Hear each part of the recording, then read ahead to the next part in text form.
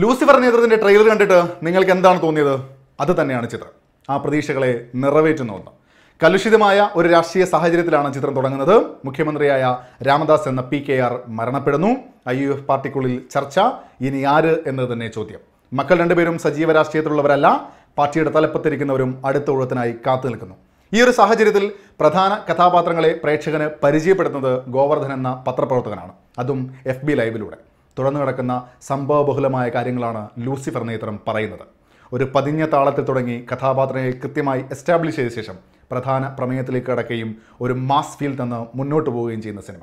Lucifer എന്ന സിനിമയുടെ ഏറ്റവും മികച്ച വശങ്ങളിലൊന്ന് കൃത്യമായ ഐഡന്റിറ്റിയുള്ള കഥാപാത്രങ്ങളെ സമ്മാനിക്കുന്നു എന്നതും ആ കഥാപാത്രങ്ങളെ ഏറ്റവും മികച്ച രീതിയിൽ തന്നെ സ്ക്രീനിൽ എത്തിക്കുന്നു എന്നതുമാണ്. മോഹൻലാലിൻ്റെ ആഘോഷിക്കപ്പെട്ട ഒരുപാട് നായക വേഷങ്ങളുണ്ട്. ഇവിടെ എത്തുമ്പോൾ അത്തരമൊരു പാറ്റേൺ പരമാവധി കുറച്ച് തന്നെ മാസ് ഫീൽ കൊണ്ടുവന്നിട്ടുണ്ട്. കാച്ചിക്കുറിക്കിയ സംഭാഷണങ്ങളിലും ആക്ഷൻ സീക്വൻസുകളിലും ഉള്ളിലൊളിപ്പിച്ച ചിരിയും ദേഷ്യവും നിറഞ്ഞ നോട്ടങ്ങളിലുമൊക്കെ മോഹൻലാൽ എന്ന നടനെ ആഘോഷിക്കാനുള്ളതുകൂടെ ലൂസിഫർ സമ്മാനിക്കുന്നുണ്ട്. ഇന്ദ്രിയത്തിൻ്റെ മികച്ച പ്രകടനം സിനിമയുടെ ആദ്യ പകുതി സാക്ഷ്യപ്പെടുന്നുണ്ട്.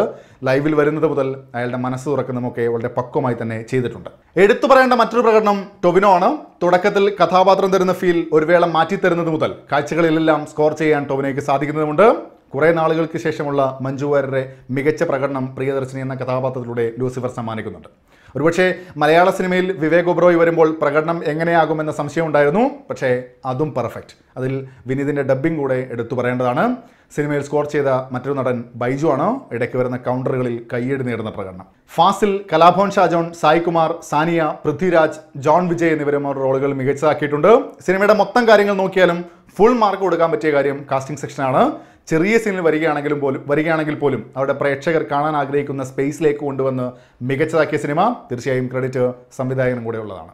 ഒരു മാസ് പരിവേഷത്തെ തുടക്കം മുതൽ കൊണ്ടുവന്ന് ബിൽഡ് ചെയ്തു പോകുന്നതിൽ സുജിത് വാസുദേവിൻ്റെ ഛായാഗ്രഹണവും സാംജിത് മുഹമ്മദിൻ്റെ എഡിറ്റിങ്ങും പ്രധാന പങ്ക് വഹിച്ചിട്ടുണ്ട്. ക്രൗഡ് വരുന്ന ഷോട്ടുകൾ, സ്റ്റീഫൻ്റെ നടത്തങ്ങൾ, ആക്ഷൻ സീക്വൻസുകൾ, അവസാന രംഗങ്ങൾ, കഥ നടക്കുന്ന വിവിധ സ്ഥലങ്ങളെ കാണിച്ചു തരുന്നതിലൊക്കെ സുജിത്തിൻ്റെ ക്യാമറ വർക്കും എടുത്തു പറയേണ്ടതാണ്. സിനിമയുടെ ഒഴുക്കിനെ നല്ല രീതിയിൽ കൊണ്ടുപോയ എഡിറ്റിംഗ്. മുരളി ഗോപി പാടിയ വരിക വരിക സഹചര്യ എന്ന ഗാനം അവസാനത്തോടെ എടുക്കുമ്പോൾ വരുന്ന ഐറ്റം ഡാൻസും സിനിമയുടെ പഞ്ച് നിലനിർത്തുന്നതിൽ വിജയിച്ചിട്ടുണ്ട്. പശ്ചാത്തല സംഗീതം കിടു എന്ന് പറയുന്നതിൽ ഒരു സംശയമില്ല. ബഹളങ്ങൾ എന്നതിൽ നിന്ന് മാറി ഒരു പശ്ചാത്തലത്തെ അതിൻ്റെ ആംബിയൻസിനെ പെർഫെക്റ്റായി സംവദിക്കാൻ പശ്ചാത്തല സംഗീതത്തിന് കഴിഞ്ഞിട്ടുണ്ട്. ദീപക് ദേവാണ് സംഗീതം കൈകാര്യം ചെയ്തത്.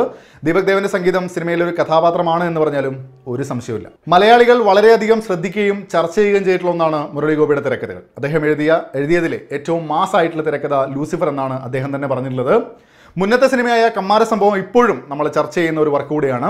ലൂസിഫറിലെത്തുമ്പോൾ ഇതിനു മുൻപേ കണ്ടിരുന്ന തിരക്കഥാശൈലികളെ മാറ്റിക്കൊണ്ട് താരത്തെയും പ്രകടനത്തെയും ചൂഷണം ചെയ്യുന്ന സ്ക്രിപ്റ്റിലേക്ക് മാറിയിട്ടുണ്ട്. ചില സംഭാഷണങ്ങളിൽ വരുന്ന സാമൂഹ്യ സാഹചര്യങ്ങളും എടുത്തു പറയേണ്ടതാണ്. ഒരു വെൽ പാക്ഡ് സ്ക്രിപ്റ്റാണ് എന്ന് തോന്നിയില്ല. അതുകൊണ്ട് തന്നെ മികച്ച മേക്കിംഗ് ആവശ്യപ്പെടുന്ന സ്ക്രിപ്റ്റിനെ മികവുറ്റതാക്കാൻ പൃഥ്വിരാജ് എന്ന സംവിധായകന് സാധിച്ചിട്ടുമുണ്ട്. സിനിമ കാണുമ്പോൾ നിങ്ങൾക്ക് മനസ്സിലാവും. ഒരു സ്ക്രിപ്റ്റിനെ ഏറ്റവും മികവിൽ നിൽക്കുന്ന അവതരണം പൃഥ്വിരാജ് സമ്മാനിക്കുന്നുണ്ട്. കഥയും സന്ദർഭങ്ങളും വളരെ സ്ട്രെയിറ്റ് ആയി തന്നെ പോകുന്നത് കൊണ്ട് ഒരാകാംക്ഷ നിലനിർത്തുന്നതിൽ സിനിമ പലയിടത്തും താഴോട്ട് തന്നെയാണ്. മേക്കിംഗ് സ്റ്റൈൽ ഒരു രക്ഷയുമില്ല.